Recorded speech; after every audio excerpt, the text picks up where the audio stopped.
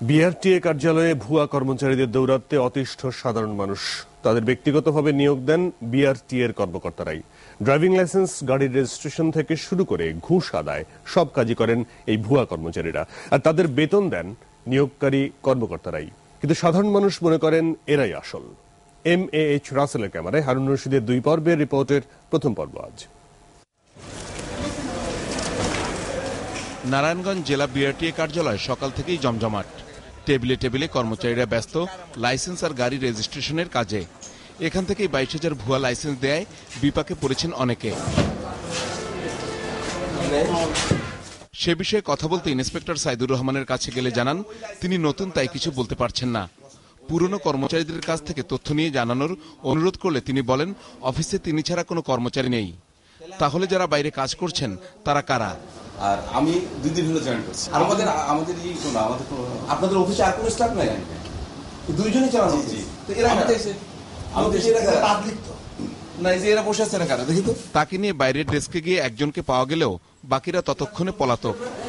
না হ্যাঁ, এরা অফিস স্টাফ না। সে জানায় তাদের কিভাবে বিআরটিএর কর্মকর্তারা ব্যক্তিগতভাবে নিয়োগ দেয়।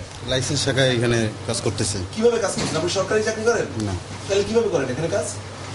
এখানে এই যে স্যারদের রেফারেন্সে। কোন স্যারের আপনার রেফারেন্স? এখানে যে আমনুল স্যার ছিল।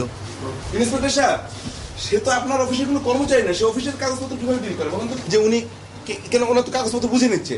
হুই ইজ হি? আপনি বলেন। আমি বুঝতে পারছি যে আপনার টাকা কত টাকা দিত মাসে? আমাদের দৈনিক দিত 500 টাকা করে। 500 টাকা দিত? কে দিত? এটা স্যাররাই দিত, স্যারদের রেফারেন্স। কোন স্যার? আমনুল স্যার। সে 500 টাকা করে দিত আপনার দিত?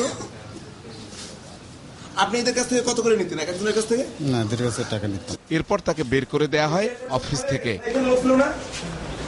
ভুয়া কর্মচারীরা পালিয়ে যাওয়ায় মাথায় হাত পড়ে অনেকের, কারণ তারা না বুঝে কর্মকর্তাদের নির্দেশে ভুয়াদের কাছেই কাগজপত্র ও টাকা পয়সা জমা দিয়েছেন। যেটা বলছে সেটা হলো যে এই চেয়ারে আসবে শান্ত সাহেব, উনি এসে এটা জমা নেবে, আর কেউ এটা না। হ্যাঁ, আমাকেও বলছে যে আমি বলছি যে উনি সাইন দিলে আপনি টাকাটা জমা দিতে পারবেন। পরিস্থিতি বুঝতে পেরে আরো অনেকেই তখন মুখ খোলেন। এই যে এই জায়গায় একজন, এই জায়গায় একজন। তারা কি পরিচয় দিত? তারা পরিচয় স্টাফের লোক। এই কাগজপত্র এলে আমার কাছে দেন, কাগজপত্র ঠিক করতো। কেতে 300 টাকা, কেতে 400 টাকা, কেতে 500 টাকা, মানে যত বেশি নিতে পারে। এখন আপনারা আসছেন, এটা প্রচার হইব, এখন তারা পালাইছে। এরই মধ্যে অফিসে আসেন নতুন সহকারী পরিচালক সাইদুজ্জামান। তিনি পরিস্থিতি দেখলেন, কিন্তু নতুন হয় নিজে দায় এড়িয়ে গেলেন। এই যে আপনার আলমারি আছে, সরকারি আপনার বই ভলিউম আছে, চেয়ার টেবিল আছে, সিল সাপোর্ট সব আপনার বাইরে আছে। এটা কিভাবে সম্ভব? হ্যাঁ, এই অবস্থা আমি আজকে জয়েন করছি। এটা বৈধ কিনা? না, যদি অফিসিয়াল লোক না থাকে তাহলে তো বোঝো না। আর ততক্ষণে জমজমাট নারায়ণগঞ্জ বিআরটি অফিস ফাঁকা হয়ে যায়। হারুন রশিদ, একুশে টেলিভিশন।